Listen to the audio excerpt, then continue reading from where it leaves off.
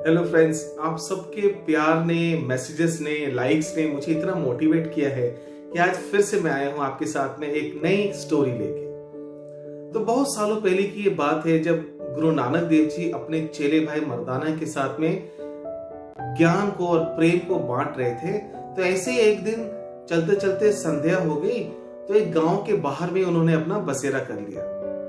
और जब सुबह हुई तो गांव वालों ने देखा कि ऐसे कोई संत प्रभु आए हुए हैं, तो सारे गांव में ये मैसेज चला गया। तो उसी गांव का एक साहूकार, एक बिजनेसमैन आया गुरुजन के पास में और उनको प्रणाम करके बोलता है, प्रभु आप सारी रात गांव के बाहर थे, तो मैं चाहता हूं कि अगर आप आज मेरे घर पे आके दोपहर का भोजन करें तो मेरा जीवन धन्य हो जाए। तो गुरुजन है, कभी ना तो करते नहीं है, तो उन्होंने बोला ठीक है। तो दोपहर को भोजन में गुरुजी अपने चेले भाई मर्दाना के साथ में इन साहूकार के घर में पहुंचे। तो इन साहूकार ने बहुत खातिरदारी की, बहुत आवभगत की, बहुत सत्कार किया, बहुत अच्छा पकवान बनाए। और उसके बाद में जब गुरुजन का जाने का वक्त आया तो साहूकार बोलता गुरुजन को, गुरुजी आप मेरे घर पे आए, आपने अपने चरण यहाँ पर दिए, मैं धन्य हो गया, मेरा घर धन्य हो गया। तो गुरुजी मैं आपसे कुछ ऐसा अब मुझे दे के जाए, कोई उपहार दे के जाए, कोई लाइक सोवेनियर कुछ दे के जाए जो हमेशा मैं याद रखूं। तो गुरुजी ने पूछते हैं उनसे कि अच्छा, जब मैं गांव से आ रहा था तब मैंने गांव के कुछ घरों में देखा कि कुछ झंडे लगे हुए हैं। किसी घर में 4 झंडे थे, किसी के 5 झंडे थे, तुम्हारे घर पे मैंने देखा 7 झंडे हैं। ये झंडे क्या है? तो साहूकार बोलता है, गुरुजी हर एक झंडे का मतलब है उस व्यक्ति के पास में 1 लाख रुपए है। तो अगर किसी घर में 4 झंडे हैं तो वो 4 लाख रुपए का मालिक है, किसी के 5 है तो 5 लाख का मालिक है। और ये मैं बात कर रहा हूं करीब 500 550 पहले की बात कर रहा हूं मैं। तो गुरुजी ने पूछा तुम्हारे घर में कितने हैं? बोला गुरुजी मेरे घर में 7 झंडे हैं। गुरुजी बोलते तब तू बड़ा खुश होगा। बोलते गुरुजी खुश तो हूं, बट मुझे हमेशा लगी रहती है कि जिसके घर में 6 झंडे हैं वो कभी मेरी बराबरी ना कर दे। और मेरे पड़ोस में ये मेरा दोस्त रहता है जिसके घर में 8 झंडे हैं, तो कब मेरा 8वां झंडा लगा? तो गुरुजी बोलते अच्छा। तो फिर गुरुजी ने क्या किया, अपनी पगड़ी से एक पिन निकाली और पिन निकाल के उस साहूकार को दे दिया।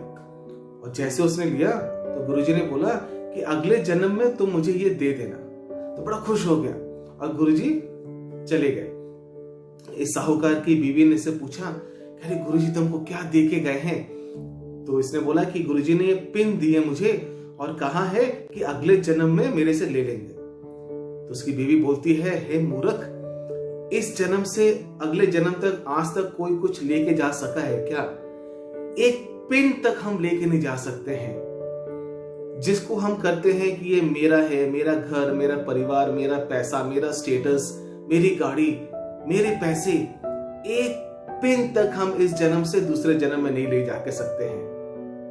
तो उस समय उस साहूकार की आंख खुल गई और वो उसके बाद गुरु के नॉलेज पे आगे चलने लग गया। तो माय डियर फ्रेंड्स, जो धन हम कमा रहे हैं वो धन हम लेके नहीं जा सकते, और जो लेके जा सकते हैं वो हम कमाते ही नहीं है। अच्छा, जो लेके हम जा सकते हैं वो कैसे कमाएंगे?